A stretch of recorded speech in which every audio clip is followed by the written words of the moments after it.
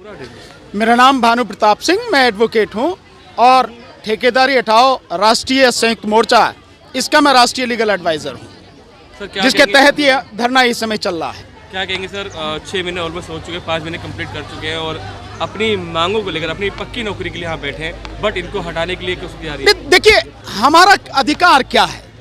संविधान ने अधिकार दिया है कि अगर हमारी मांग कोई नहीं मानता है, हमारी कोई किसी तरह की ग्रीवेंस है, तो हम संवैधानिक तरीके से जो कॉम्पिटेंट अथॉरिटीज हैं, जो लोग अधिकारी, उनके सामने हम रखें।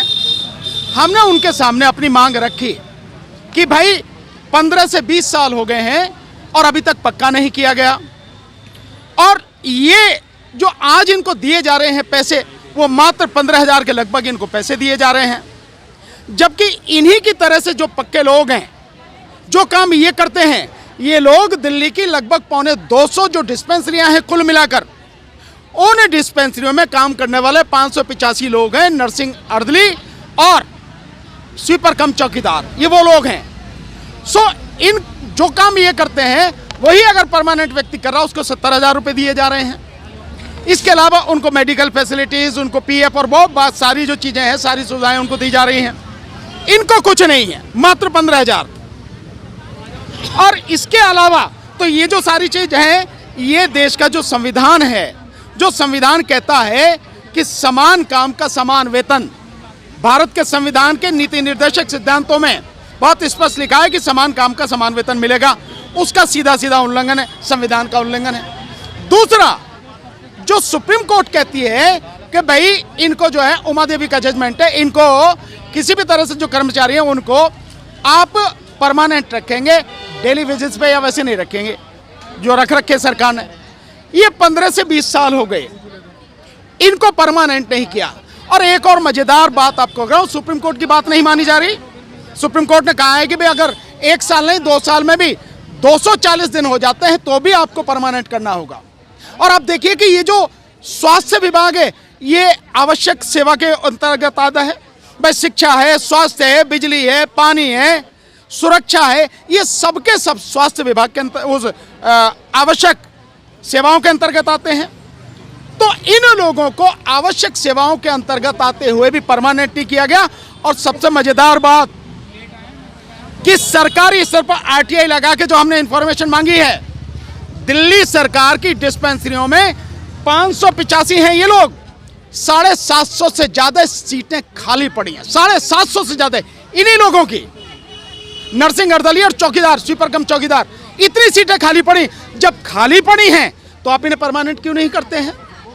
और इसके अलावा जो बात है कि 1 अगस्त से धरना चल रहा है, हम लोग पहले ही दिन से साथ में हैं। 2 अगस्त को यहाँ की जो डीजी थी, स्वास्थ्य निदेशालय की डीजी, उसके खिलाफ बाकायदा एक SC/ST एक्ट में कंप्लेंट दी गई, क्योंकि इसमें जो मैक्सिमम लोग हैं वो SC/ST समाज से बिलोंग करते हैं। SC/ST एक्ट में कंप्लेंट दी गई SHO को, SHO ने लेने से मना कर दिया। ये SHO फर्श बिहार, हाँ, SHO फर्श बाजार जो है, क्या नाम है, अमूल त्यागी, उन्होंने लेने से मना कर दिया। DCP के यहाँ के DCP को यहाँ रिसीव कराया, उनके यहाँ से आगे होगी। आज तक उस पर कोई कार्रवाई नहीं है। और अब जबरदस्ती इस धरने प्रदर्शन को बिना कोई लिखित में हमें कागज, मतलब कोई कागज दिए हुए, कोई नोटिस दिए, कुछ नहीं, जबरदस्ती उठाने की कोशिश कर रहे हैं। तो कर लो भाई, हम तो संवैधानिक तरीके से, लोकतांत्रिक तरीके से, बहुत शांतिपूर्वक तरीके से, जो हमें अधिकार है संविधान के तहत, उसके तहत अपनी मांगों को लेकर बात कर रहे हैं, अपनी आवाज उठा रहे हैं। अगर उसको भी पुलिस दमन करके, मतलब बलपूर्वक हमें उठाना चाहती है, तो ठीक है, हम लोग जेल जाने को तैयार है, कोई दिक्कत नहीं, सारे के सारे चलेंगे, कोई किसी तरह की हमें कोई वो नहीं। और जो लीगल कार्रवाई करनी हम करेंगे, क्योंकि अपराधी न केवल ये हैं स्वास्थ्य विभाग के कर्मचारी, अपराधी इस मामले में SHO अमूल त्यागी, नाम लेके कह रहा हूँ, SHO अमूल त्यागी फर्श बाजार, और DCP जिनको कंप्लेंट दी गई SC/ST एक्ट में, और SC/ST एक्ट के प्रावधानों के तहत पुलिस वाले को अगर कंप्लेंट देती है तो उसे FIR करनी होती है, जो की नहीं गई। ये अपराधी हैं, हम लीगल कार्रवाई करेंगे, उन्हें बलपूर्वक उठाना है तो उठा लें, हम इसी के लिए हैं। लेकिन जब तक इनकी मांगें मानी नहीं जाएंगी, इनमें से कोई भी यहाँ से उठ के जाएगा नहीं।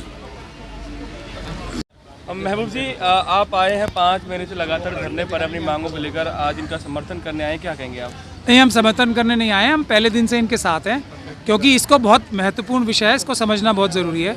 दिल्ली स्वास्थ्य जो ये कर्मचारी हैं, ये काम क्या करते हैं? पहले ये जो मेडिकल वेस्ट है उसको उठाने का काम करते हैं। इसमें बहुत सारे लोग शेड्यूल कास्ट कम्युनिटी के भी हैं, एक बात। दूसरा, ये नर्सिंग ऑर्डरली का काम करते हैं। इन दोनों कर्मचारियों के बगैर कोई भी अस्पताल चल ही नहीं सकता। जैसे डॉक्टर ज़रूरी हैं वैसे ये भी ज़रूरी है। तो ये क्या मांग है इनकी? मांग ये है कि जो गड़बड़ घोटाला करके जो इनके पैसे थे, जो इनको पक्का करने की तनख्वाहें थी, जो इनको 70,000 रुपये महीना मिलना चाहिए था, वो चुरा कर स्वास्थ्य के अधिकारियों ने, स्वास्थ्य मंत्रालय ने दिल्ली के और केंद्र के भी लोगों ने, जो एमसीडी पहले थी वो केंद्र के बीजेपी शासित ही एमसीडी थी, तो इन सभी लोगों ने 409 धारा का अपराध किया, जिसकी सज़ा उम्र कैद है। उसके खिलाफ ये लोग बैठे हैं कि हमें बंधुआ मजदूरी नहीं कराई जाए। हमारा जो अधिकार है, कानूनी अधिकार है, सुप्रीम कोर्ट की उमा देवी का जो जजमेंट है कि परमानेंट नौकरी रखे जाने चाहिए, टेम्प्रेरी नहीं रखे जाने चाहिए, उसके हिसाब से इन्होंने अपनी कार्रवाई यहाँ पे की। क्यों? क्योंकि इनको ये मांगे इनकी पूरी नहीं हो रही थी, जो सरकारी अधिकारियों की जिम्मेदारी थी। अब इसके बाद ये लोग पुलिस के पास गए अगस्त के 1 तारीख को कि ये इतने बड़े अपराध, 2 अगस्त को गए इसी महीने की, इसी साल की, कि SC/ST एक्ट के तहत ये मुकदमा दर्ज किया जाए और 409 का इतना बड़ा अपराध ये सब बड़े बड़े अधिकारी कर रहे हैं, उसके खिलाफ मुकदमा दर्ज किया जाए। तो SHO साहब ने इनको भगा दिया यहाँ से। कौन से SHO हैं ये? फर्श विहार SHO जो भी हों, उन्होंने उनको भगा दिया और उनकी FIR दर्ज नहीं की। ये उन्होंने धारा 4 के तहत अपराध कर लिया।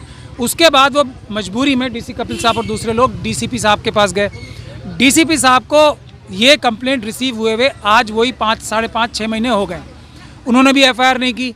तो उनके खिलाफ भी धारा 4 SC/ST एक्ट का मुकदमा बनता है। दोनों ही उसके अपराधी हैं, DCP साहब भी और SHO साहब भी। ये मांग है इनकी कि जो कानून के हिसाब से, जो कानून चाहता है, जो भारत का संविधान चाहता है, उस पर स्वास्थ्य के कर्मचारी भी अमल करें और दिल्ली पुलिस के अधिकारी भी अमल करें। और कोई मांग नहीं है इनकी। संविधान की प्रावधानों को इम्प्लीमेंट कराने की अगर जिम्मेदारी जनता के ऊपर आ जाए तो कितने बड़े दुर्भाग्य की बात है। जो सरकारी अधिकारी पुलिस के हों, चाहे वो स्वास्थ्य कर्मचारी हों, चाहे वो मंत्री हों, वो अगर संविधान जिसकी शपथ लेके वो लोग अपनी नौकरियों पे जाते हैं, अपने पदों पे जाते हैं, उसका उल्लंघन कर रहे हैं, जनता को मजबूर करके सड़कों पे बिठा रहे हैं, तो इससे बड़ा दुर्भाग्य देश का क्या होगा। मैं तो यही कह सकता हूँ कि सबको शर्म आनी चाहिए, अपने संविधान की शपथ को याद करके अपनी ड्यूटीज़ पूरी करनी चाहिए। आज इनकी नौकरियाँ पक्की कर दें, 1 मिनट में उठ जाएंगे ये। आज SHO साहब और DCP साहब जो अधिकारी हैं, मंत्री जी हैं, उनके खिलाफ FIR दर्ज कर दें, ये 1 मिनट में उठ जाएंगे। जो ED के मुकदमों में चीफ मिनिस्टर साहब के खिलाफ मंत्रियों को जेल में ठूस रखा है, उसमें तो किसी में भी उम्र कैद की सज़ा नहीं है ना। जो अपराध इन्होंने कर रखे हैं इन अधिकारियों ने स्वास्थ्य के, उसमें तो उम्र कैद की सज़ा है। उनको खुला छोड़ रखा है, FIR ही नहीं कर रहे। ये मांग है, दुनिया में कोई भी बता दे कि ये अपने अधिकारों की लड़ाई लड़ें या ना लड़ें। अगर मांगे पूरी नहीं होती तो कब तक इनका ये धरना चलेगा? क्योंकि जब तक आ रहा है कि धरने को हटाया जा रहा है। नहीं, अगर देखिए कोई अपराध करके DCP साहब बलपूर्वक हटा दें तो अपराध करेंगे, उसका हम फिर कानूनी कार्रवाई करेंगे। वैसे तो ये कोई किसी कानून का उल्लंघन कर नहीं रहे हैं। 6 महीने ऑलमोस्ट इनको हो गए यहाँ बैठे हुए, किसी एक नागरिक की शिकायत नहीं आई। कोई इनको आज तक भी कोई नोटिस भी सर्व नहीं किया रिटर्न में कि आप यहाँ से गलत बैठे हो। ये तो अब कुछ दबाव आ रहा होगा, जो लोग इतने सारे हज़ारों करोड़ रुपए चुरा रहे हैं तो पुलिस के अधिकारियों पे दबाव बना रहे होंगे, उनसे साँठ-गाँठ कर रहे होंगे। ये तो इन्वेस्टिगेशन का विषय है। अब आज ऐसी कौन सी नई बात हो गई जो अब तक नहीं हुई थी, 6 महीने से नहीं हुई थी? तो ये साफ दर्शा रहा है कि कुछ ना कुछ ऐसा है कि दाल में कुछ गंदगी आ गई है, या हो सकता है पूरी दाल ही गंदी हो, थोड़ी बहुत दाने दाल के बाकी हों। ये इसको हम ठीक करेंगे। हम भानु जी यहाँ हैं, इसी कपिल साहब यहाँ हैं, ये सब लोग मजबूत भारत के मालिक, मजबूत मालिक हैं। ये लोग हटेंगे।